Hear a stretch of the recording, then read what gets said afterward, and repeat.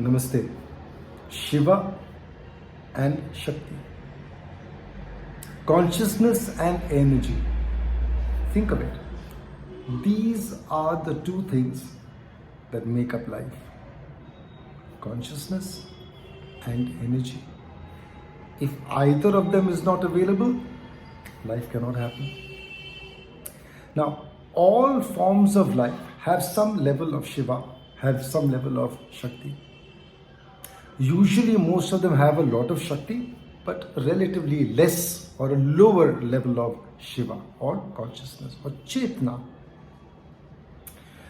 Among all the creatures that you see, human beings are probably the only ones who have maybe less energy but a lot of Chetna. Especially in the younger years, when human beings are relatively young, there is a lot of energy as well. Unfortunately, Chetna has not grown enough yet.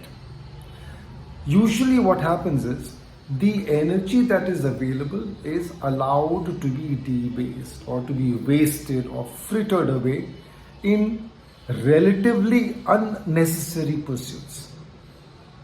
And nowadays, pornography and masturbation are so commonplace that the amount of energy that is leaked through these activities is massive. Why am I talking about sexual energy? This is the most creative energy that is there in life. For living things, there is nothing more powerful than the sexual energy. That is what helps life to sustain itself, to continue, and to last, despite all the numerous challenges and difficulties and so on. So that is the power of sexual energy. In human beings, when this energy is available, it is allowed to be wasted and frittered away in unnecessary pursuits through all these strange activities, entertainment, and running after things which actually don't bring us too much. It brings a little, no doubt, but too much. When we grow older, we have a little more awareness, a little more Chetna, but the energy begins to diminish. Energy begins to go down. This is the problem that human beings are facing.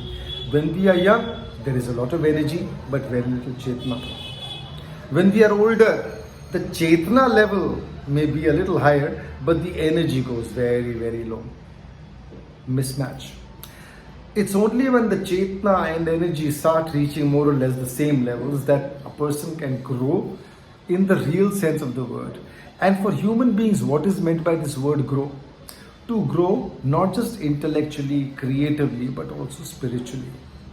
For this spiritual growth, Chetna and energy both need to be matched. Now, Chetna in a human being is at many different levels. The 7 major chakras, for example. Each chakra signifies a certain level of Chetna, a certain level of consciousness. When our attention is on the lower chakras, we are more concerned about our physical existence, about our survival, and so on and so forth. Most animals, if you look at them, are in these two areas. They are concerned about survival and they're concerned about procreation, not much else.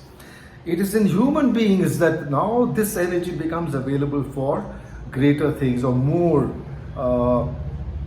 inclusive things like love, that includes more creativity, not only of material things but in so many other ways, and so on, art for example, and so on and so forth. So when we are able to raise our energy, Chetna is at different levels, we need to be able to access it. We need to be able to get the energy to reach there. So when we use techniques that are shared in the ED reversal and the Women's Ananda program for women, when these techniques are used, first the energy, the sexual energy is accessed, then it is enhanced, and then it is channeled upwards, so that Chetna and energy or Shakti, Shiva and Shakti start meeting, start matching. Then all possibilities open. And this is what we aim to do through the ED reversal program and the Women's Ananda program.